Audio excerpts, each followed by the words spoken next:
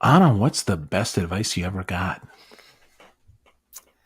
The best advice I ever got was from a supervisor when I was in grad school. And she said, never be ashamed of what you don't know yet, and never be ashamed of the parts of you that are still developing and still healing. Mm, good. And John, to you, sir. I think the best advice I ever got, perhaps, was when Anna and I were first dating, and I desperately wanted to marry her. And she said, I think we should wait. I'm not sure you really know who you are yet. And she was absolutely right. And we waited, and I'm so glad we did. Ooh, ooh. So, but you weren't ashamed of who you weren't, John. So you listened to Anna's advice. I didn't know what I didn't know. We have different advice here. I didn't know what I didn't know. I still had so much growing up to do, honestly. Um, I, I, I didn't. It wasn't that I wanted to get married. I kind of desperately needed to get married because there was something in myself that I was trying to fill with somebody else. And I Mm, learned that. I learned a little bit more about myself. And then when we finally did, in fact, get married, we were as solid as the roots of an oak tree. wow, wow. That's interesting. So I'm gonna guess right. Long ago, maybe. Did you guys know these secrets from your awesome book that's coming out real soon? Right, the Go Giver Marriage. Congratulations, wonderful, wonderful read.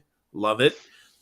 So did you know these things back then, or these things that you discovered? I don't know. Start with you. Are they, these natural, or how'd they come about? Just like everybody else, I would say that we had a lot of growing up to do and a lot of coming home to ourselves, and really understanding what it takes to make a relationship work. I've known people who are therapists like myself who, you know, got divorced 2 or 3 times.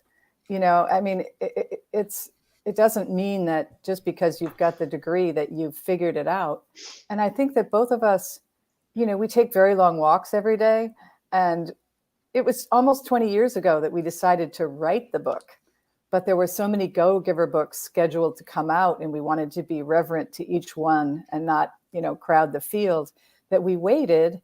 And so we took long walks and we talked about what are the secrets. Because for most of our married life, people have been asking us, what is your secret sauce? Like you guys are like newlyweds. What is it you're doing? And, we were just examining that, like, what is it? And what we came to was that our relationship is really based on a spirit of generosity. Sounds Yeah. incredibly simple, but And what I would add to that is, Phil, and I completely agree with everything Anna said. When we first came together, we'd already lived a number of decades, and we'd been through a number of rodeos in our lives, and we weren't 20, and so we'd already, learned some things about life and relationships, and we learned more as we went. Been together for 25 years now. By the time we were writing this book, I think we had sorted a lot of this out. At the same time, you know, the writing of the book for us has also been a discovery process in a way. The writer Joan Didion once said, I write to find out what I think. And I quoted her in The Go-Giver Leader. And then she says to the character Ben, you know what I think? I think that we live to find out who we are.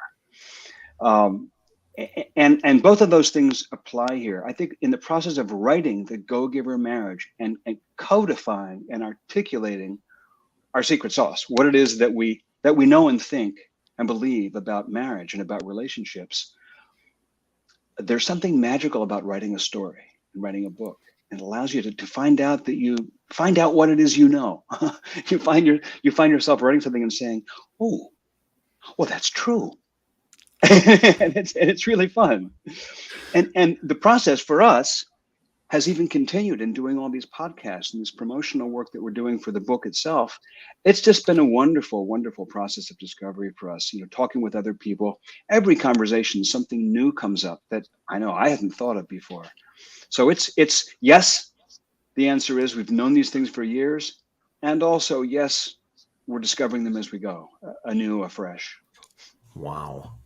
Wow. That's awesome. So 20 years in the making though. That's so interesting Because that would have been you guys would have been 5 years into your marriage and understanding, or 10 years into your marriage and understanding that, oh my gosh, like we have these secrets. So I'm genuinely curious, like, how do what like did they, I mean, did you learn them from somebody? You're a therapist, or someone Yeah. who does this. I mean, how did they actually pop up? I mean, John says you wrote them down, but I mean, 20 years ago, how did you have that? I'm That's wild. Every secret is based on developmental theory. And what developmental theory is, in a nutshell, is that what you needed as an infant, you needed as a child, you needed it as an adolescent, as a young adult, and you still need it today. So each secret has a sort of magic side to it. And it also has an opposite. And we put the opposites in. The front half of the book is called the parable. The second half of the book is called the practice. And the practice is where we not only explain the secrets in terms of developmental theory, we also explain how they work, and we show you what they look like when they're dysfunctional, when they're not working. Yeah. And those are client stories. I was blessed to have clients who said, sure, change my name, use my story. And they were beautiful. So beautiful illustrations. So that gives people an opportunity to be able to learn how to practice it in their day-to-day living, and actually understand what's underneath it. And when we get into talking about the secrets, I'll explain it with each one, what's underneath it. And I'll add to that, the secrets really have, each secret, we call them 5 secrets, and they really are simply 5 practical, accessible, simple ways of behaving every day. And they each have really three parents, 3 sources. They come, as Anna says, from a foundation in developmental theory. They also are all related to the 5 laws of stratospheric success in the original Go Giver. It's no accident that there's 5 and there's 5. And if you read both books and you really kind of delve into them, you're going to see that the one set of 5 can kind of overlay on the other set of 5.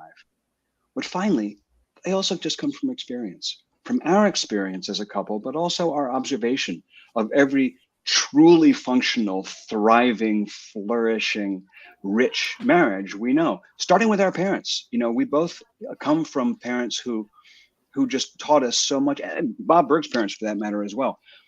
Our parents both stayed married their whole lives, and they both created these wonderful living examples of what does a richly growing marriage look like.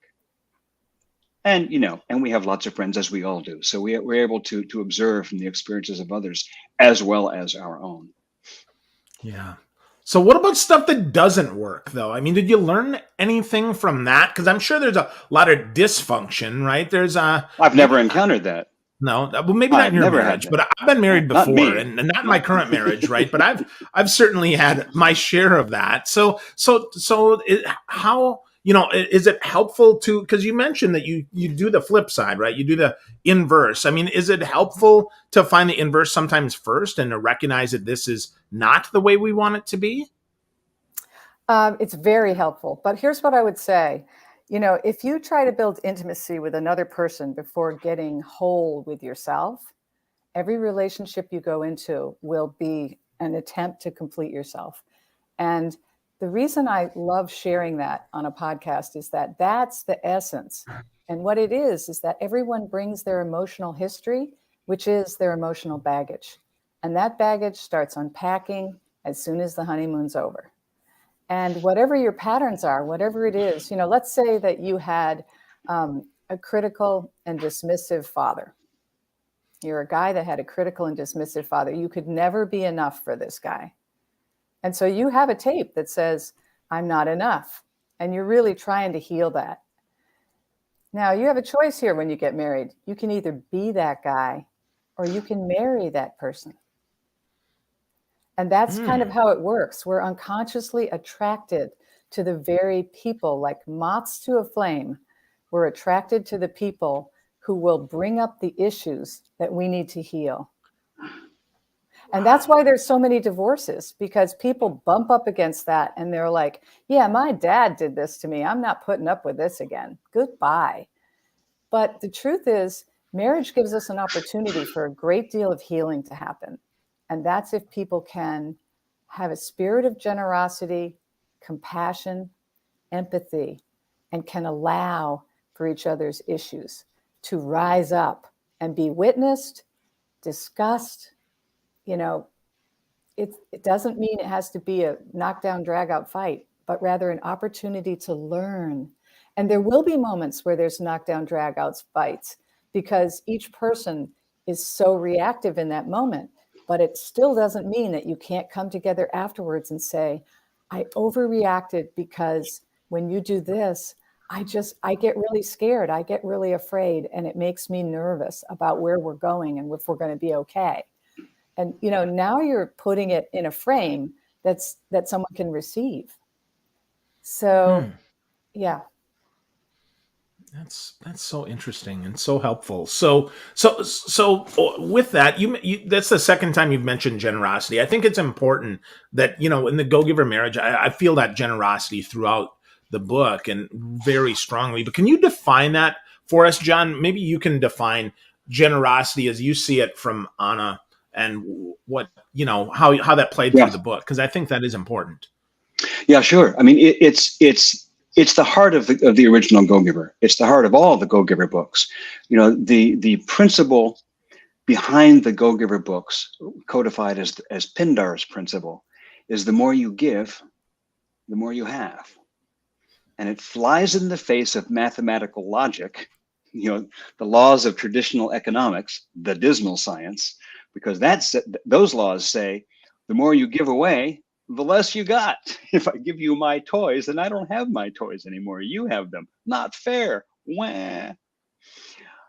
But in the interactions of mature human beings, it's not that way. The more attention I give you, the more care, the more love, the more compassion, the more kindness, the more, you know, of any human qualities that I give you, it doesn't subtract from me, it enriches me. We all end up richer. It creates a rising tide that raises all the boats. So that's the heart of the Go Giver books, that living with generosity is not only a noble and an altruistic way to live, it's pragmatic. It's a way to enrich your own experience, your own life as well. Obviously, in the original Go Giver book, we put that primarily in a business context. Here, we're looking at it through the lens of relationships. But you could see the seed of that in the original Go Giver book. It was where there was a scene between Joe and his wife, and where he really started to get the principle. And flip that around, we've had plenty of people look at the Go Giver Marriage and say, you know, I could use these principles in my office with my colleagues. And they're absolutely right. So it's the heart of the Go Giver, the 5 secrets, is each of them is about generosity. They're all about ways of being generous with your spouse, and ultimately also being generous with yourself. That's wild, right? Being generous with ourselves, being patient with ourselves. I mean, we think about relationships. I think we miss that so often, right? I give all, and then I'm empty, and then I'm looking around like, what the heck happened here? I think that's really interesting, John. That's good. So it happens all the time. Yeah, and giving isn't an opportunity to be a doormat or a martyr. Right. Yeah. No, absolutely. Yeah. Good thought there. So let's. Oh, go ahead, John. Go. Yeah, I was going to add to that and say it's not a sacrifice in the sense of giving up. It's an act of devotion in the sense of giving toward. Wow. That's very thought provoking. That's very interesting and really something to sit with as we think about that. Wow. So with that, you know, let's talk about giving, right? Let's go a little bit deeper in the book here. The 5 secrets, right, are awesome. It's interesting, right, that they're not secrets. Once you read them, you're like, oh, okay, yeah, like I got this. But I think they're often misused. So let's each of you can unpack, you know, one, and let's talk about each of those. So Anna, you want to start with your favorite one there that we talked about? Well, I always say there's not a favorite because we have 5 kids, and there definitely is not a favorite. They're all different. They're all different, and they all have a unique way of interacting in the marriage. So, but this is a favorite for a very, you know, primary reason. It is it is the basis of primary narcissism, which is the developmental stage that is present when you're an infant and a young developing toddler. You're just developing your sense of self. And so you are completely dependent on your environment to tell you who you are. And that's just so, that's so unique and important. I mean, there's nothing more powerful than being a baby and having an adult looking down into your face, cooing at you and, blowing kisses on your belly and telling you you're an incredible baby, and just loving on you. The truth is, when we're children, we really need that encouragement and appreciation. We need someone who's constantly telling us what a great kid we are and what we're doing and how smart we are and all those things. We need it as an adult as well. And we need it more desperately than any of us want to acknowledge. The need to be witnessed is, in my view, the most primary need that we have. The need to be seen, listened to, understood, and seen in every possible way. So the first secret is the secret to appreciate. And what it really says is, if you really want to give to your partner in a powerful way, take 2 to 3 times a day, look at the ways that you love them, and come to some place of, when you do this, I'm so moved by it. And I love the way you are with our children. I love the way you talk to our children. I love the way our children, listen to you. And I just want you to know you're such a great father. I recently had a client do this. And, it was that he had taken all the kids Christmas shopping and he had helped them wrap their presents and taken them out for ice cream. And, she had a screamingly difficult week. And she was so fried, and it was Friday night. And on Saturday morning, she took her opportunity to say, you're just a hero to me. I mean, I don't even know how to say it. I just feel so blessed that you're the father of our kids. And, he was kind of speechless.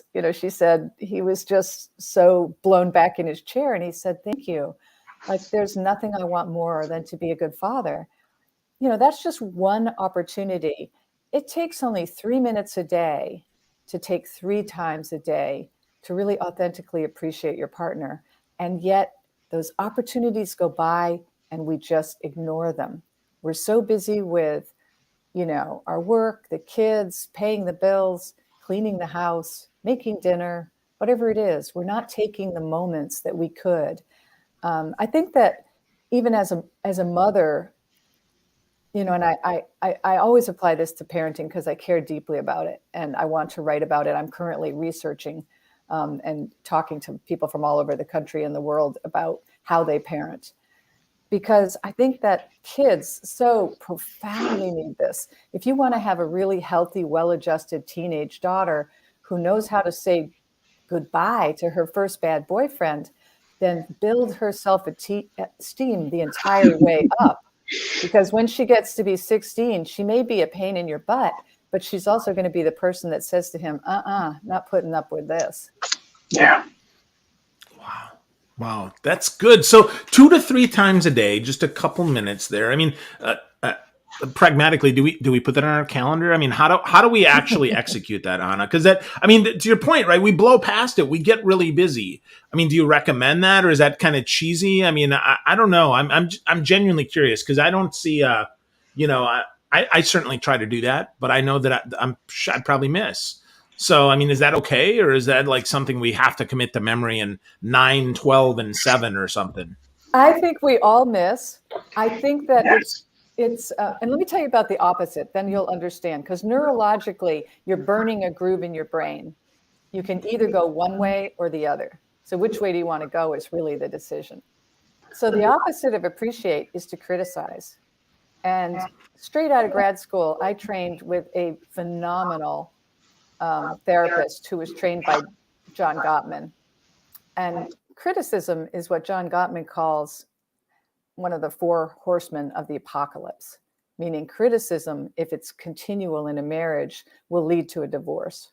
there's 4 elements that will absolutely lead to divorces, and criticism is a primary one. I mean, it's so present in so many ways. People are passive aggressive with their criticism. They're constantly making little innuendos. Well, you could have picked up your socks. I mean, come on. It's like, it's constant. People get into the constant little ragging on their partner because they think it's going to change their behavior. It doesn't change their behavior. It only makes them feel worse about themselves and worse about you. And the question is, do you want to be a person who has a hands on your hips stance? Or do you want to be that person who really decides to burn a new groove in your brain? Because neurologically, you're going to go one way or the other.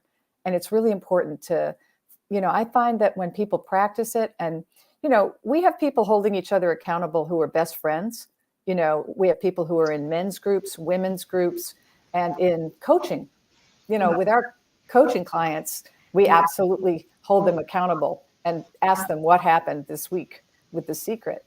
So, I think it's just about making it a priority. And if you need to set an alarm, I don't think there's anything wrong with that.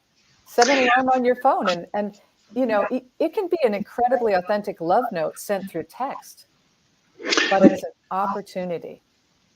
Yeah, Phil, you asked, is that cheesy to make a date in your calendar or set an alarm or whatever? And I want to say there's no cheesy here. And here's what it is for a lot of us.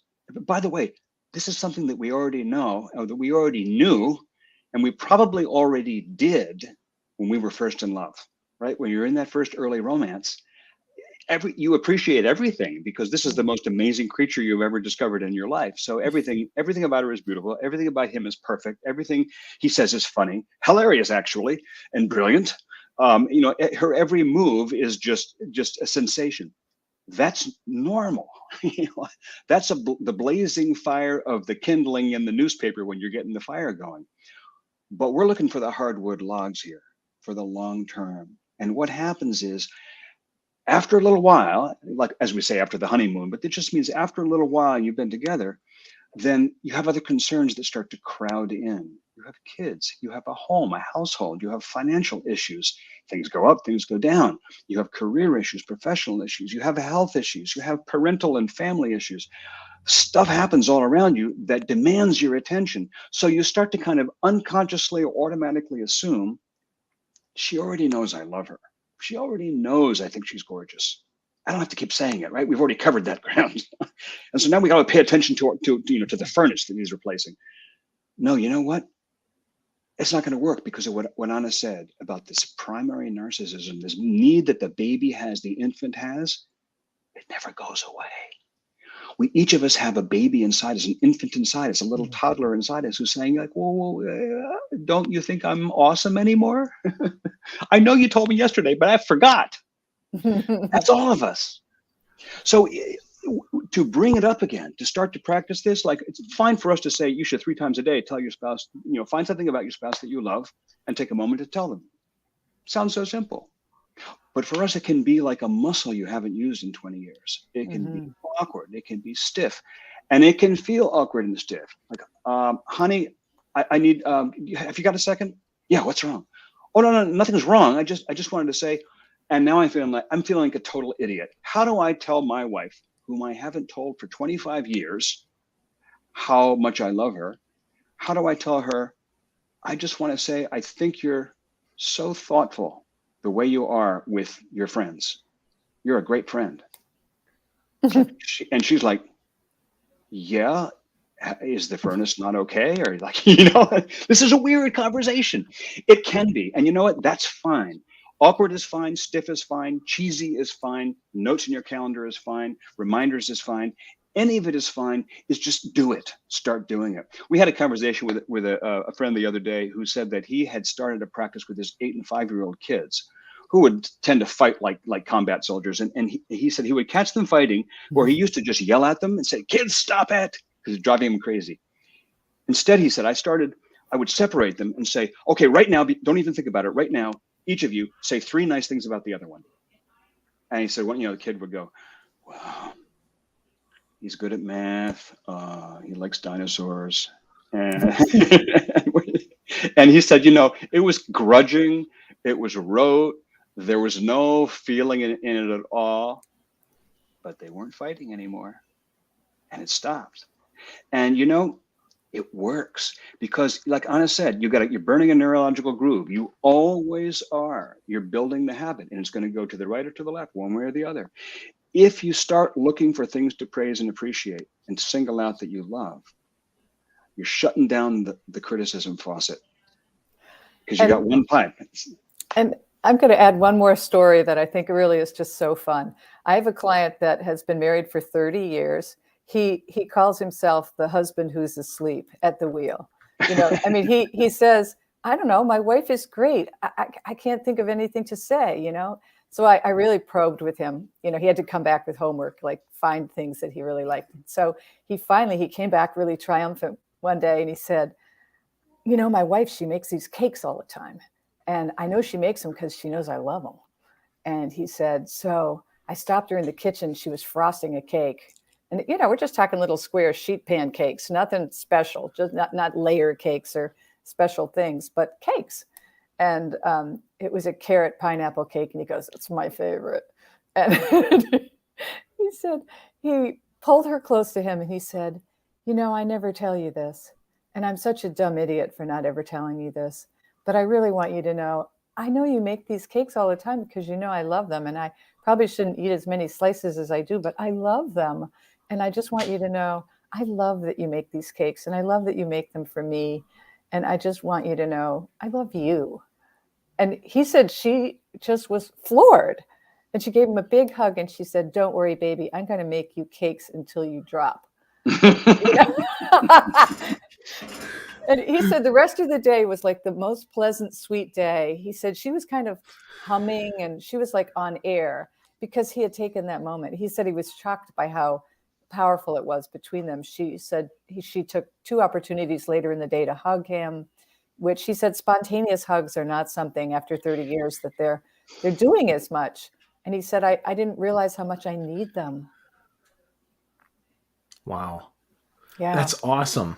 I want some pineapple carrot cheese cake now. So we'll get the recipe afterwards. So that's fantastic. I mean, that is so simple. I mean, as I'm listening, right, I'm kind of also looking at the clock like, wow, that's like 37 seconds, 38 seconds. That's not difficult. Yes. That's something we do have time for. That is something we can make time for. And I love that throughout, in the book at the end there, you make it so practical for us. Anna, that is so wonderful because John, that I love your stories, man. I've read every Go Giver. I love them all. As I've told you many times, man, Go Giver Leader always makes me cry every time I read it because it's just so good. But this one, it's got the best of you. And then your wonderful wife, we get to bring in some practicality there and say, oh boy, how do we do this in actual work? And I just love that. I just want to say, folks that are thinking, boy, relationships, right? Lasting stuff. I would bet this could probably work in the workplace. I mean, you don't tell somebody necessarily, you nice butt, but you probably do mention something that they do, right? That's good, and be specific about that because we often do criticize. We often are critical. And sometimes even of ourselves, right? That's the other thing. I mean, John, you mentioned that early on that we have to be generous with yourself. Yeah.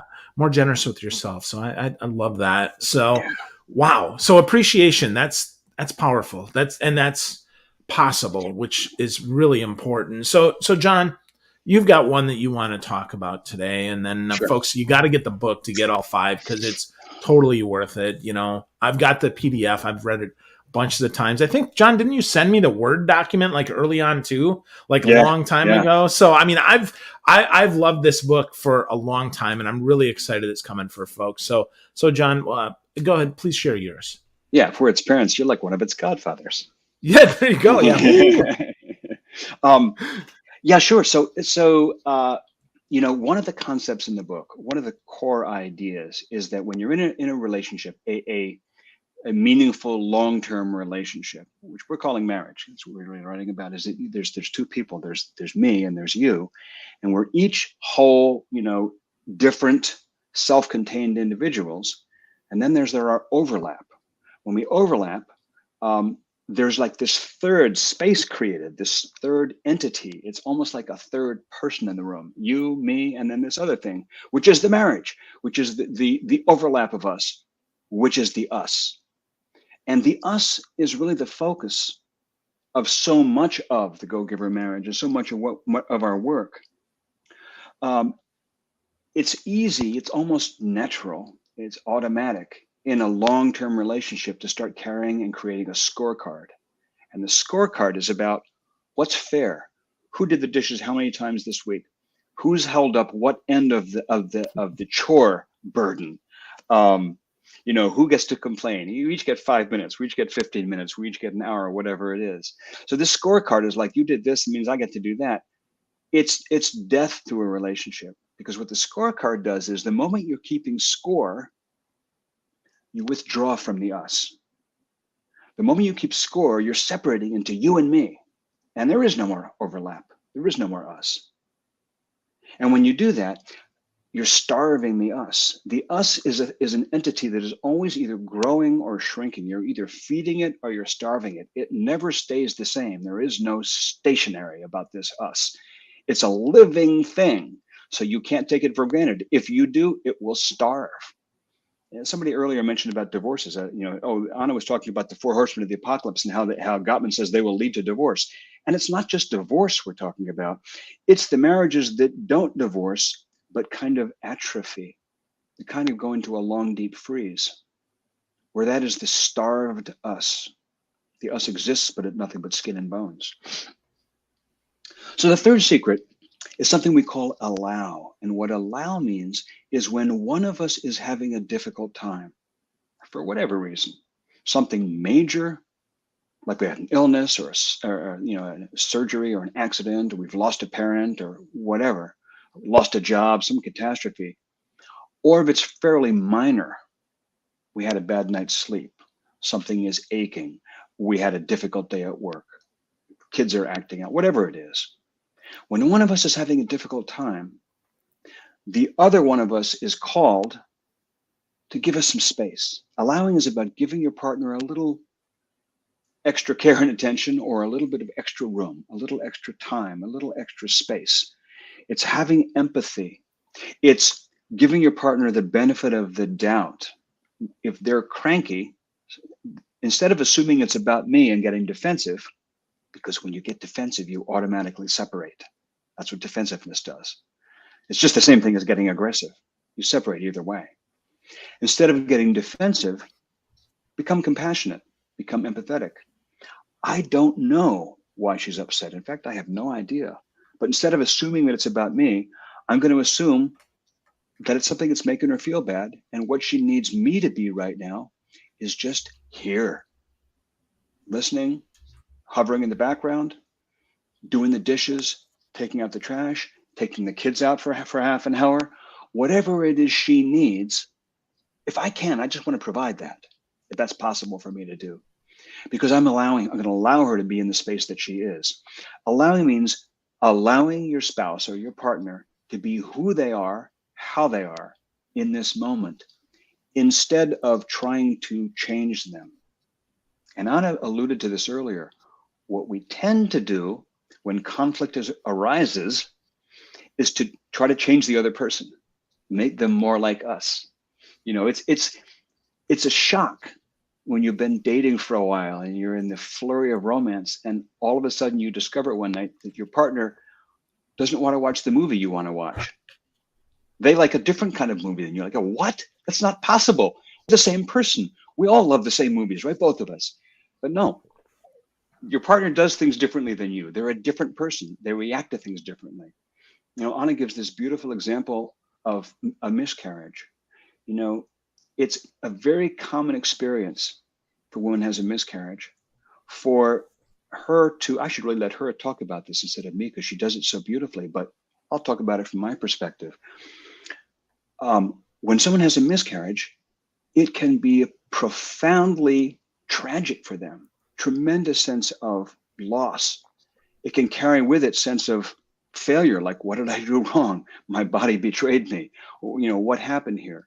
There are hormonal shifts that are involved. It's like postpartum blues, and you don't have the treasure, the gift, the prize of the infant to compensate for these postpartum blues. It's just a horrible feeling of emptiness and failure. And the guy may not appreciate that. He may not get it. And so it's really easy from the guy's point of view. Now I'm using an example that is guy girl, but this could be applied in any situation.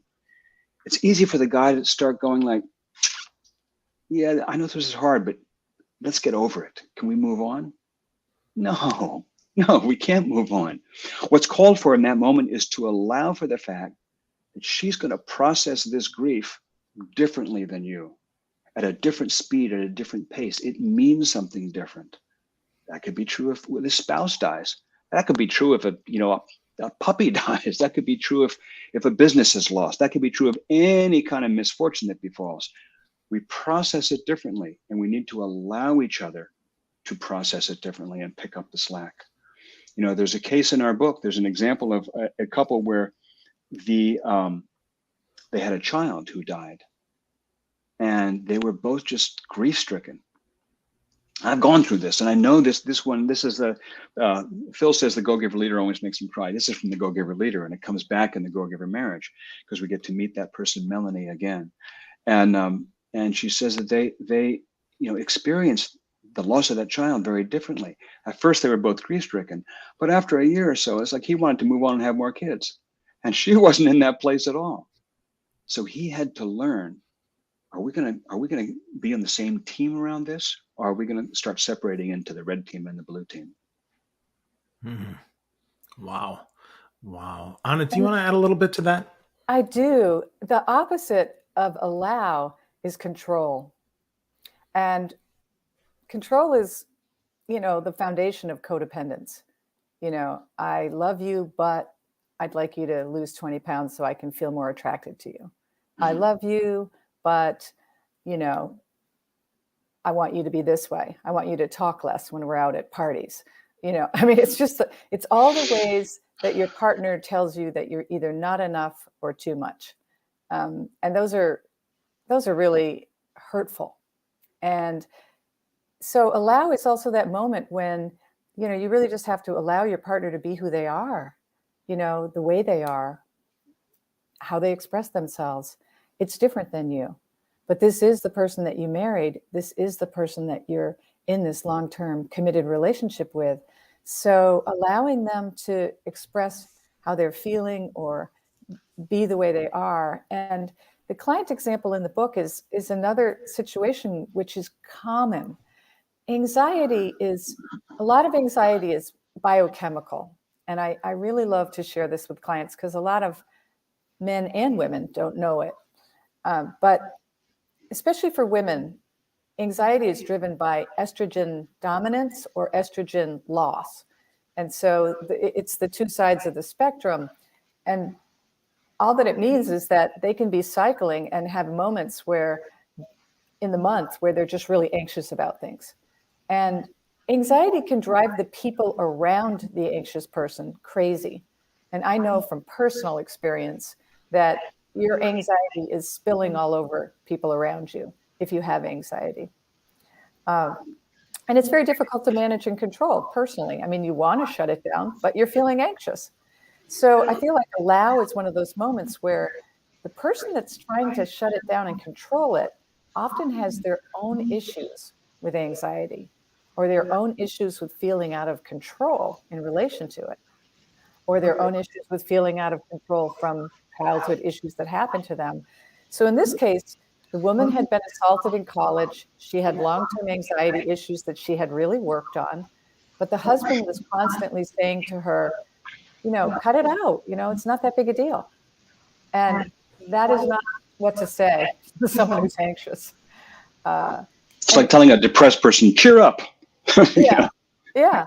And eventually what he realized was that he had his own very difficult history with an alcoholic father who had denial as his number one state of being. So he was really accustomed to having his feelings denied and having a lot of situations denied. And so he was trying to control everything that was going on around him, which is very common for children that come out of alcoholic homes. And so he was being very codependent. He was trying to shut her down. And when he realized it, they had an aha moment where he said to her, "Wow, your anxiety makes me anxious." And that was a real breakthrough, because that's when they came together, and allow became how they healed. They both allowed each other to feel their discomfort, because him trying to control her was his discomfort. And it's just as valid as her anxiety. So it was a big healing moment for them. And that happens a lot, Phil. You know what happens when you start to relax your grip on the situation and stop trying to control the situation, whatever the situation might be, big or small, and stop trying to, Pygmalion your partner and make him be who you think they ought to be. What happens frequently is you start learning stuff about yourself.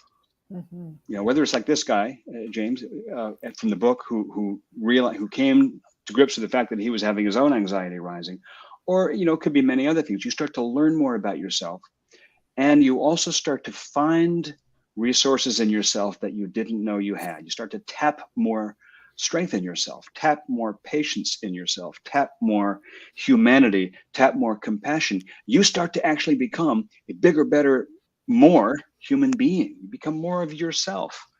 We like to say that the purpose of a marriage is to enroll your partner in becoming, your spouse is like your partner in becoming a better you. That's what your partner's there for. They're not just there for companionship. They're there to be a platform, like a launching pad for you to just blossom and be an even bigger you. It's the opposite of being enemy combatants in two corners of a ring, right? Which is how it can devolve. No. We come together in the center, we're the us, and out of that us, we both grow into far better versions of ourselves. Wow. That's awesome. That's a great way to wrap it. It only happens if you allow. It only happens if you let go of trying to control the situation. Absolutely. And it's the reason we like to explain this secret on podcasts, is that it's easy. If you were just to say what the word is, it would just be so easy to misunderstand what it is. Yeah. And so that's also why we wrote the second half of the book, so that people could get a deeper dive into what it really means. Awesome. That's beautiful. So much there. Allow, be generous with yourself, appreciate, so many great secrets. The book is fantastic. It's the Go Giver Marriage. You can get your pre-order at gogivermarriage.com. They've got some cool little extras you can get. You get a fireside chat with them, hosted by cool enough Dan Rockwell from Leadership Freak, which is nice, and a mini masterclass on diffusing tension and negotiating conflict and the mindset of lasting love. And if you get a whole bunch of them, hey, you got a copy. Look at you. That's awesome. It's the audio visual. Very nice. I can't wait to get mine. Look at both of you. I'm so jealous. I wish I had a copy to hold up too, but I'm super excited for you both. Congratulations on a beautiful book. It's really wonderful. It's got so much great insight and so much that we can do. I love the story, like I said, and I love the practical stuff that we can put in place as well. So thank you both for sharing some of yourselves and your beautiful stories with me today. And for everybody listening, I hope you got something out of this and you get the secrets of lasting love. Go get a copy of Go Giver Marriage and learn so you can have better relationships and maybe be a little more gentle with yourself. Thank you, my friends. I appreciate you.